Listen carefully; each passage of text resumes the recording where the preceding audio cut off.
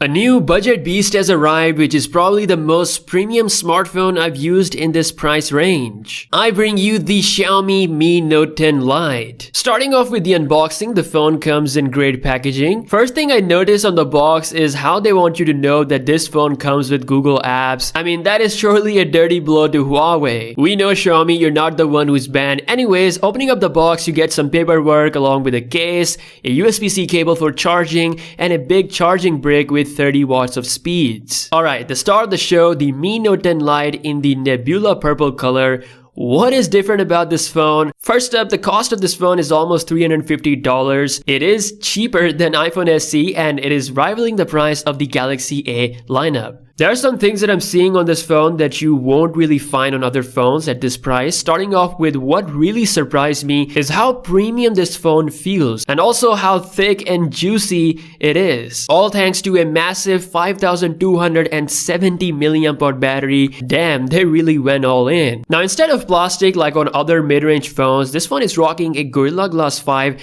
front and back, and it's also rocking a curved screen. This is the first time I'm seeing a curved display, a feature that you exclusively see on flagship devices like the Galaxy S series.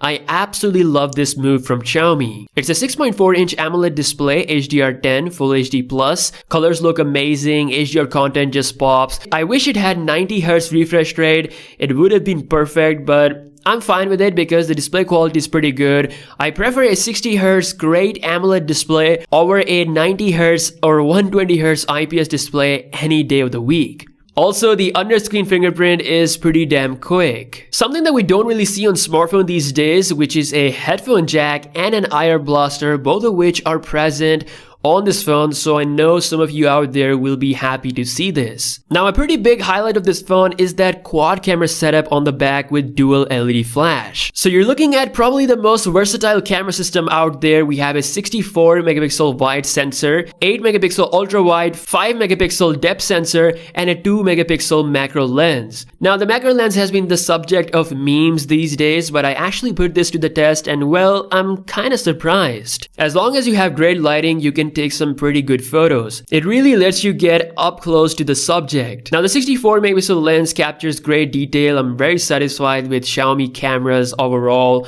The colors are very natural and right off the camera they don't pop as much as you would see on a Samsung camera, but it does give a lot of room to play with in the editing, which is something that I like. The dynamic range is good. Sometimes it overexposes the images, so I always had to bring the exposure down just a little bit to get that sweet result. The ultra wide angle lens adds extra versatility. It's got a 2x zoom, which is fine, but anything beyond that is a bit of a mess. The front camera is 16 megapixel with satisfying results and hella beauty tricks that you can thankfully disable, although I think this is one area where Xiaomi can really improve. 4K videos look great. They do have electronic image stabilization, which seems to be doing a great job. You can also record 960 FPS slow-mo videos. Night mode is there, and as always, it's gonna make a world of a difference in low light settings. You can take 30 seconds of long exposure images by going into the pro settings, which is ideal if you're doing astrophotography. Now, something that I'm always amazed by Xiaomi is how amazing their camera app is. It comes with so many features like a brand new vlog mode that actually makes vlog style videos for you with smooth transitions. It gives you a bunch of different themes to play with as well. Now this thing is built for extreme users. Rocking a 5270 mAh battery, an easy 2-day contender. If you are a heavy gamer, it will still last you through the day. And thanks to 30 watts of fast charging, you can get up to 50% in just 30 minutes. Speaking of gaming, the Snapdragon 730G inside handles everything great. It comes with a game turbo mode, which pushes the chip to the absolute maximum performance when you're playing games.